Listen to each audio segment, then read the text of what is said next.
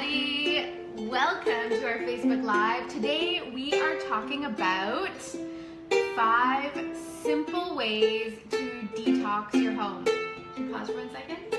In case you couldn't hear that, we're talking about 5 simple ways to detox your home. I'm Megan Topner. I'm a nutritionist, 2-time best-selling author, founder of the Academy of Culinary Nutrition. This is Joshua. I can't play and talk at the same time. No, you can't.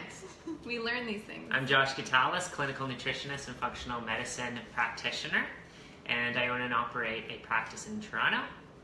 And to reward those of you who have shown up early, on time we should say, we have a special, I'm going to have to ask you to stop. Okay, let me just do the last. No. Okay. There we go.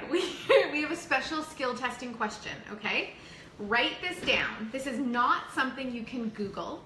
This is something you have to tune in to listen for the answer. And the first person to post the correct answer is going to win a complimentary spot in our upcoming course, Healthy at Home. Really? Yes. Cool. To learn more about Healthy at Home, you can go to healthyathome.me.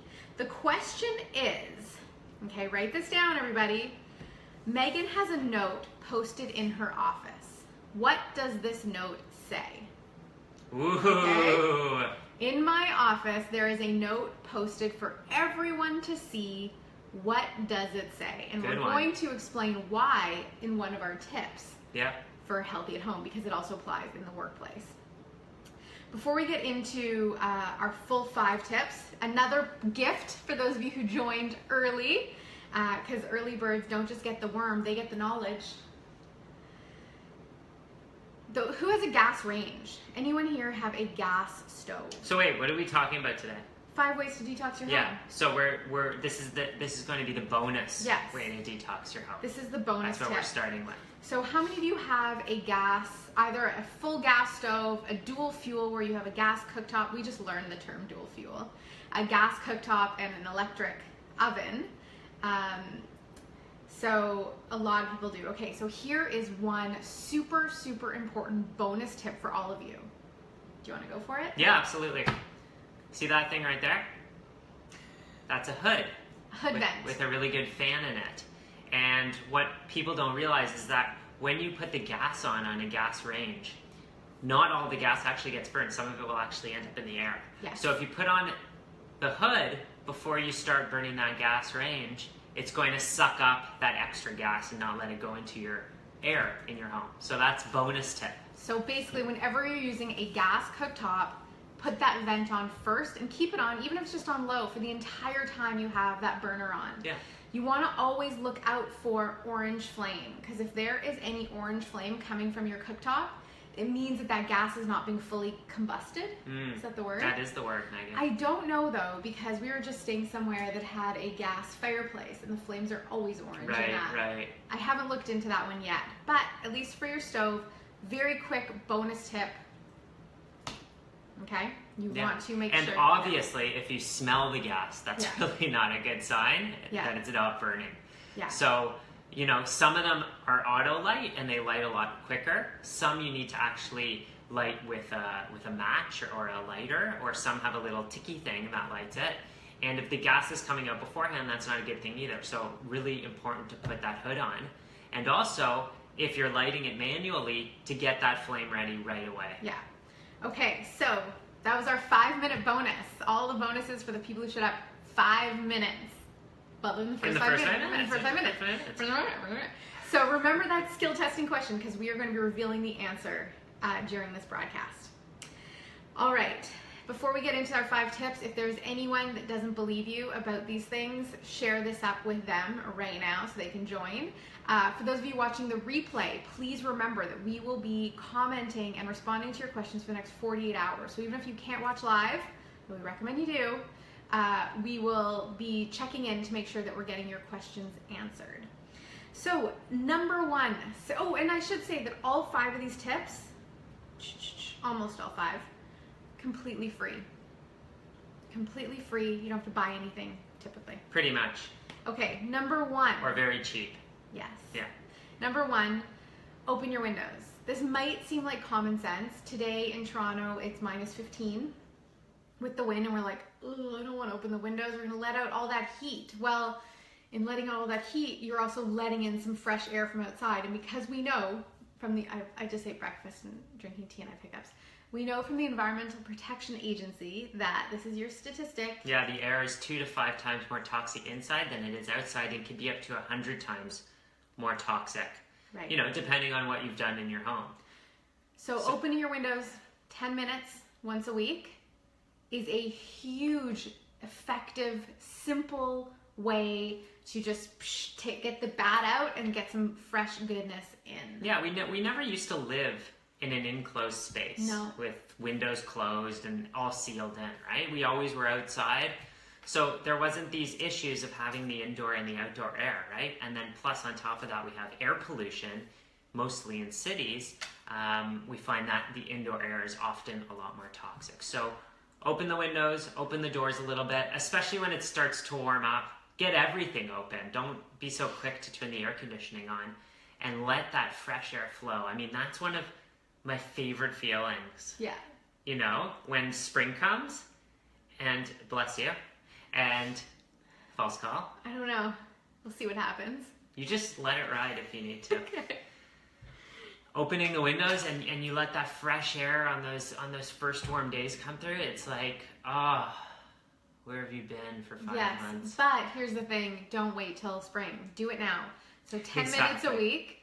Open, you know, if you have like a 1-floor apartment, open like 2 windows if you can, so you can get a bit of a cross breeze. If you live in a multi-layered house, like with multiple floors, I think they call them. A multi-layered house? Yeah. Like a cake? Yeah. Yeah. They get smaller as you go up. Open like a front and a back on all floors so that you can really get the Can I ask you something? Yeah, put that pen down because I really like my eyes. Okay. Because this isn't one of your pens that you took on the airplane, clearly. No. You know, Josh likes evidence, right? But for some reason, he can't get through his head the evidence of every time we fly, this type of pen explodes, and he still takes it with him. I just bought a new pen. This kind? No, the other type, because the V-balls don't tend to hold up with the air pressure changes. Okay. Number 2. Okay, number 2, super easy, doesn't cost you a penny, remove your shoes. Removing your shoes can avoid you from bringing in all sorts of nasty things. We're gonna play, you know, let's call this the Forrest Gump game. Okay. I have a question though. Can everyone who's watching, like, just give us a like if you have a rule in your home that you have to take off your shoes? Just like give us a thumbs up. Yeah, interesting to know. I'm curious how many of you already have that in place, and I know a lot of people do when they have kids. Just because kids walk in dirt. Lots of people. Look at all that. Yeah. So that's great. You're on the right track. And Forrest Gump said that his mother said, you could always tell where a person's been by their shoes. Right? Isn't that what he said? I don't remember that line, but okay. You can tell a lot of a person by their shoes. Okay. Something like that. Okay. Right? But when it comes to your shoes, maybe you don't want to be able to tell as much because you don't want to know all the... Like... Close your eyes for a second. Picture in your head all the places you've stepped in your shoes. All of the bathrooms, all of the buildings, all of the carpets, all of the dirt, all of the sidewalks. That list can go on. And all the gum. And that stuff gets tracked into your home. What they have found is that poo can get tracked into your home. Bacteria like E. coli, C. diff. You can bring into your home lots of heavy metals, believe it or not. Yeah. One of the studies from the University of Arizona found that there were 421,000 strains of bacteria on the shoes. One of the really interesting facts... 421,000? Yes, different strains of bacteria. One of the really interesting facts that I discovered when we were putting the course together was that I know many of you watching, many of you who follow both of our work are really keen on the organics, and we're really mindful about the organic food and not wanting those pesticides and all that stuff in our diets. But if our neighbor has treated their lawn with an herbicide, or, you know, last November I was in the park and they were spraying pesticides in Hyde Park, and I called and no one called me back. But you can track that herbicide into your house up to a week after application. And I would guess even longer if it hasn't rained. It just stays there. So... And yeah, you track it in up to a week after, and then if it enters the body, this sanctuary, this temple that we call our human body, it can last there for years. These are called, as Megan mentioned in her intro in her Instagram live, persistent organic pollutants. Yeah.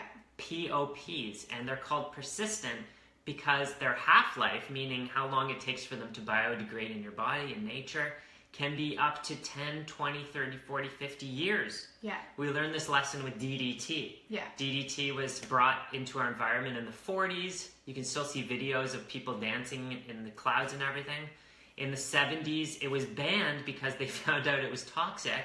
And now in 2017, we still see it in blood samples of people all over the world.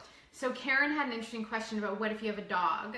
And we don't have a dog. So Sonia has volunteered that you can get a brush at Home Depot, so you brush off the dog's paws before. And, you know, in the course we also talk about carpeting and the role carpeting should play in your home.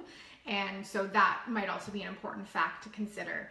But you have to join us for Healthy at Home to learn more, which brings me to our intermission. Don't pick up the ukulele. It makes me yell. I could do it quietly. Okay, quietly. Healthy at Home is our new course. It's starting April 3rd, but early bird registration is happening March 15th. And if you get on the early bird list by going to healthyathome.me, and there's a link in the description of our live call, you can get on that wait list so that you can take advantage of the discounted pricing. And you don't want to miss this. This course is so incredibly important. It is like a one-time course you need to take that will have an impact that lasts the rest of your life. These are changes, often free, that you need to make just once. And it's often not about changing things in your house, but changing how you use your house. Like the bonus tip we gave in the first 5 minutes, which if you're just joining now, you're going to want to go back and watch from the beginning when we're done for the first 5 minutes to grab that bonus tip, which is really simple and important. All right, number three, how to detox your home. It's a shower filter. We're not talking about the filters right now. That we cover in the course, but we are going to talk about why a filter matters beyond just being in the shower. Why the filters matter? Yeah. Yeah, in our shower. Yeah. They matter. They matter big time because that shower can become a gas chamber, right? So most of us like to take a nice hot shower. Megan and I actually were just traveling recently and we came home and our hot water tank wasn't working. So we had to have a cold shower. Not so fun. I did not. Not so fun. I fixed it before I needed to go in. But when there's a cold shower, there's not a lot of steam because it's not hot. Things aren't being vaporized. When you're in a nice hot shower, those the chlorine in the water can be vaporized into the air and then you can breathe it in. And it's not just that you're breathing it in, it's that those vapors can dissipate through your entire house. If those windows are closed. Which takes us back to tip number 1 about opening the windows. So that vapor, you know your bathroom gets steamy, you want to put the fan on, but that vapor still dissipates. And it's not just chlorine, but there's the byproducts of the chlorine mixing with the other things that are found in your municipal water, which you should all go check out what's in your municipal water. And that'll be your first tip in how to choose a shower filter. Right. And of course, in Healthy at Home, we talk about the potential things you can find in the water. Like scary things like trihalomethanes? Yes. That's just a scary word. Yeah, interesting fact, an extra bonus interesting fact is that trihalomethanes form when chlorine combines with triclosan. Triclosan, eh? I believe so. And triclosan you can find in a lot of commercial toothpaste and antibacterial. We talk about triclosan a lot in the course too because it shows up in a lot of things where you don't expect it. Absolutely. So get a shower filter to block out some of that chlorine. And again, in the course, we go through all the filter options. And if you missed my blog post last week, it was all about how to detox your shower specifically. So if you missed that, go over to meganteltner.com/blog and you can read more details about how to select a shower filter. It's also great for the skin when you can get out the chlorine. I mean, some people have very sensitive skin. Yeah. Right? You know, some people like don't even notice it. Like their skin's super okay. But it's the canaries in the coal mine, right? It's the people who have very sensitive skin that the chlorine could really act it up. And we have a very complex microbiome, bacteria colony that lives all over our skin. And different ones live in different places. Now, I'm not going to get into that because that's not what we're talking about today, but I could speak for hours on the microbiome. So we've got a few people saying that they... I'm just curious if anyone has a shower filter, if you want to post what kind you got, maybe that might help others in their search as well. I know Juliet says she found an external water filter for the RV, but their shower head is not filter friendly, which is really common. Right. Especially with the new showers that are like the handheld that go in the thing. Right. But there are options for that too, which you'll find out in Healthy at Home. It's all in there. It's all in there. Okay, number 4. This one. Okay, this one. This one is so important to me. It is that you flush with the toilet seat down. When I'm in public bathrooms that don't have toilet seats that go down, I will not touch a surface. I'm like with my elbows and grabbing tissues, and I won't touch a thing, because when you flush the toilet with it open, it creates this vortex that goes up in the air of pee and poo. It's a pee and poo vortex.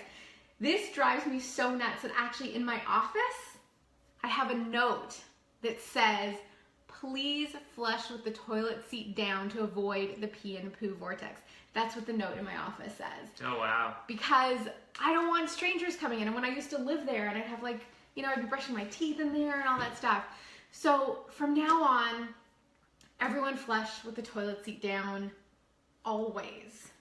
Always, always, always. Super easy stuff, Megan. Yeah, because like with the shower vapor that can permeate your whole house, that pee and poo vortex, those pee and poo vapors, and I'm not making this up because I'm a germaphobe, this is actually true, those dissipate into the air. So like if your toothbrush is sitting on if you keep your toothbrushes on your bathroom counter, that a lot of people do, you don't want that pee and poo vortex. You're going to think about this now. You're going to think about Megan and the pee and poo vortex, and I'm okay with that. So I like that motion. The pee and poo vortex. I think we have some comments pouring in. I think we might have found a winner. We'll just have to see who got it up first of our bonus question. If you don't know what we're talking about, you'll have to go back to the first 5 minutes and see. And be sure you join us right on time next time we go live with another bonus question. But what I was going to say is that pee and poo vortex. I think of, when you used to make those like tornadoes in school. Yeah, the two bottles. Two pop bottles. Yeah. So it settles not just on your toothbrush, on the handles of faucets, on the doorknobs, basically through your whole bathroom. And if your bathroom door is open, it can permeate through the house. So it's just another really simple way to reduce that contamination factor. Yeah, and you know what's interesting about all these things that we're talking about is that you can't really see any of these things. And I think that's one of the reasons why a lot of this doesn't get spoken about as much as it should. Yeah. And why Megan and I gravitated towards putting this course together, because we felt it was so important and it really wasn't addressed that often. I think, again, a big part of that is because you can't see these things. You just kind of have to know about them through education. Yeah. Right? Like when you eat food, you can see it, you can taste it, you know if it's good food, you know if it's bad food. But when you're bringing stuff in on your shoes, when chlorine vapors are going into your home, when the poo vortex is putting poo and pee everywhere, you can't really see those things. So it takes a little bit of education to understand where all these things are that could be polluting the air in your home, dealing with them, and really healthifying and cleaning up and detoxing your home. Yeah. Yeah, and so there was a comment about, I missed who said it, but about how a lot of public bathrooms don't have lids, which we talked about my issue with this. I'm grateful that they now have a lot of automatic flushes, even though I'm often like trying to dance in front of it to get it to flush. Yeah. Well, because you don't have to touch as many things. Yeah. But I don't think anyone's really setting up a yoga mat and doing a yoga flow in a public bathroom anyway. You just kind of want to go in and out, do your business as quick as possible. But I can't help but think when you go into like those bathrooms that have like 12 stalls and like there's a lineup to get in and you're standing in line. You don't know this because you're not a lady and you don't often have to stand in line for the toilet. But I just like, in Megan's mind, it's just like vortexes through the whole space. Okay. You know what my biggest concern is in those bathrooms, Megan? Well, I should also mention that when we first started living together, I refused to share toothpaste. I am a germaphobe. Here's what my biggest concern is in those public bathrooms. Yes, the vortex, but the air freshener. We're gonna play. I had a whole. Anyway, you know that you walk in and you look around and you're like, you're standing there, maybe doing your business, maybe you're sitting if you're a female, and you hear. Yeah. And you're like, what was that? Yeah. And you look up and there's this box on the wall with like this little thing coming out with like a countdown, and it just basically doused you in toxins. Yeah, in phthalates and whatnot. That is going to shrink all of your testiculars parts. Okay, so we've got one more tip. Before we get there, I want to please ask, if you're not yet on the wait list for Healthy at Home, please head over to healthyathome.me. You can learn more. You can see our course preview. Registration is going to be opening on March 15th at an early bird price for just 48 hours. So you want to be on that list in order to save on your registration.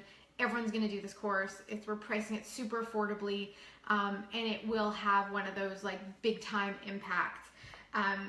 We put this course together because of our own research and how we felt like it was a disservice not to find a seriously effective way to share it. My agent and my publisher now have both said, oh, that should be a book. But when we make it a book, it takes 3 years to get out, versus we made a course, we're doing it in 2 months because we got a bundle on the way and we don't have 3 years to get and this info needs to get out there. It's so important. And the cool thing about all the info that we share in the course is, well, most of it is that you do it once. Yeah. You do it once and you never have to think about it again. So it's like this whole course is like one checkbox. Yes. You know, check, done it, don't have to think about it again, being exposed to way less toxins. It's taking out a massive sliver. A massive sliver. And I always talk about how when we're considering health or ill health, usually people have a sliver, right? Like when you get a sliver from a piece of wood, you can put a Band-Aid over it, you can take Tylenol and pain kill it, but it's never going to heal until you take out that sliver, right? So my job in my clinic is to find people's slivers, so to speak. Toxins can be a huge sliver that people don't even realize they're there. And what do a lot of people use as a Band-Aid for that sliver?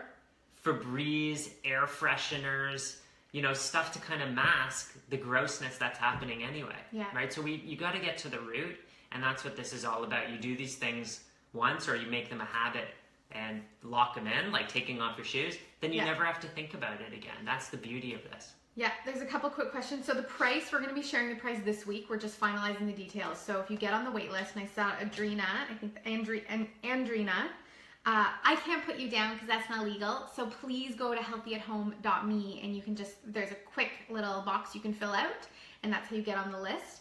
We're going to be sharing prices with everyone on that list this week, a week before registration opens, so you can plan accordingly. But it is affordable, and we're just trying to make sure it lines up. Absolutely. Yeah. So, and also, I'm going to segue into this last item. Okay. So we've spoken about 4 items. We're going to talk about our 5th. My shirt just tucked in. And we had one right bonus. Is that in this course, when we were leading up to the announcement, one of our clues was that we weren't cooking any food, right? Even though we're both nutritionists, we were not going to be making any recipes involving food or anything. We do a lot of recipes involving cleaning about the products. Same 5 ingredients. But food wasn't the issue. But for this last one, number 5, we are moving into the kitchen. Because obviously the way we cook our food and what we cook our food on is going to maybe or maybe not end up in our food, which is really important. So the last one, Megan, please tell us, what is it? It's time to get, as Josh says, unstuck from the non-stick. So we're talking Teflon. Teflon. It is toxic. It is so toxic, in fact, there's actually no safe way to dispose of it. This is shifting, thankfully, in chemistry. Like if you study chemistry in university and you want to be a chemist or a chemical formulator or whatever, no matter what the chemical is, at this point, most of the colleges and universities now have to also integrate into them how will this chemical break down safely. However, when Teflon was invented, this was not a requirement. So there actually is no safe way to dispose of your Teflon. What I recommend doing is if you need your one Teflon pan for pancakes, which is understandable, keep that one. But really, like when we stay at Airbnbs and other rental places, they all have Teflon pots. You don't need Teflon. Usually damaged. Cheap scratch ones. You don't need a Teflon pot to make a soup. No. To make a stir fry, to make eggs. No. So upgrade your cooking equipment, and it doesn't have to be the most expensive fancy stuff. Like get a good stainless steel pan, a good stainless steel pot, like a couple sizes. If you are going to dispose of your Teflon, what you want to make sure of, and this it hurts my tree hugging soul a little bit, but you have to find a garbage dump that doesn't incinerate, meaning it doesn't burn the garbage. You need to just put it in a landfill where it will just sit. It's so unfortunate, but that's the truth. End of time. You know, in the chemical industry, the whole chemical industry really, they use an innocent until proven guilty model. That these chemicals are fine until, we've got these large numbers that it's harming all these people, as I discussed with DDT. Now let's run some tests and now let's ban it. That takes 30, 40, 50 years to happen. So we got to be ahead of the curve here. You know, some of the things people say to us sometimes is, you know, shouldn't the government be having our backs? Shouldn't they know about this stuff? And the answer is no. And I think this is a lesson we're learning over and over and over, that we have to take care of our own health. We have to take control of our own health and educate ourselves on these types of things. Again, the reason why we put this course together. So, you gotta get rid of the Teflon. So our 5 tips. Open the windows. Remove your shoes. Get a shower filter. Flush with the toilet seat down. Ditch the Teflon. There was one bonus tip we gave in the first 5 minutes. So if you joined us late, once this is done, reposted, you can watch from the beginning and you'll get that bonus tip, which is a very simple, critical tip you want to start employing in your household. And this is recorded. It's going to be available indefinitely. So if you feel like there's someone you want to share this with, maybe you want to share it on your page because you feel it's important information, or there's someone you want to tag that you want to send this message to, please feel free to do that. Yes, and please remember that we'll be responding to comments for the next 48 hours. So those of you watching the replay, post your questions, post your comments. We'll be checking in with you. Also, I want to, again, please ask if this topic is of interest, if you feel this is important to you, to anyone you know, the place to go is healthyathome.me. So you can get on the wait list. Registration will be opening March 15th. If you're on that list also, you'll get notified of all the Facebook Lives we're doing through the entire month, so that you can get notified just before we go live, so you can join us for all this free information. There's a flood of light that just came in. So you can be notified of all this free information we're sharing to help support our upcoming course, which we both believe very strongly in. This has been a info-filled half hour, I'd say. Yeah, thank you all so much for joining us. We really appreciate your attendance and your wanting to take your health to the next level, and those around you really as well. And if you guys we haven't planned out all the topics for the month. So if there's a specific home health topic that is this question that's burning for you, please post it. Please post it in the comments here, and we will see if we can add it in, or maybe we'll have just a one Q&A session about healthy homes that we can address all the questions that you have. So thank you guys so much for joining. That was fun. Sure was. Uh-oh, what's happening? We need a healthy at home jingle, I think. We're gonna come up with one. I have to go back to the studio. We're gonna come up with one for the next live stream. So again, thank you all so much for joining. If you want Josh to keep playing his ukulele, show us some love. We like the hearts. The hearts are our ukulele love. Right? Isn't he cute when he plays? All right, I see some hearts coming up. Hearts for the uke. All right, thank you. Oh, electric pollution. That's a good one. We do discuss about technology. Swimming pool safe. Hot tub chemicals. Whoa, lots of questions. Would love to know how to keep swimming pools. Oh, I read that one already. We're the best. Thanks for the great information. You're welcome, Jack. We're coming to visit you in Nicaragua, I think you are. All right. How to clean up and kill all germs without the chemical. Well, Dina, we're going to share with you some great strategies in the course, but also we don't need to kill all the germs. We need some of them. They're good for us. Blocking blue light at night, with basketball playoffs coming on, air purifiers, role of essential oils. We actually cover all of this in the course, so that's pretty awesome that people are enthused about the content that we're going to be sharing. So thank you again, and we will see you, I think, later this week. We're just scheduling in another Facebook Live to come and share some goodness with you. Also, those of you on the wait list, you're going to be getting a sample class on Thursday, I think. We're sending out an email. So if you go to healthyathome.me, get on the wait list, you'll get an email on Thursday with a link to view the great sample class. All right.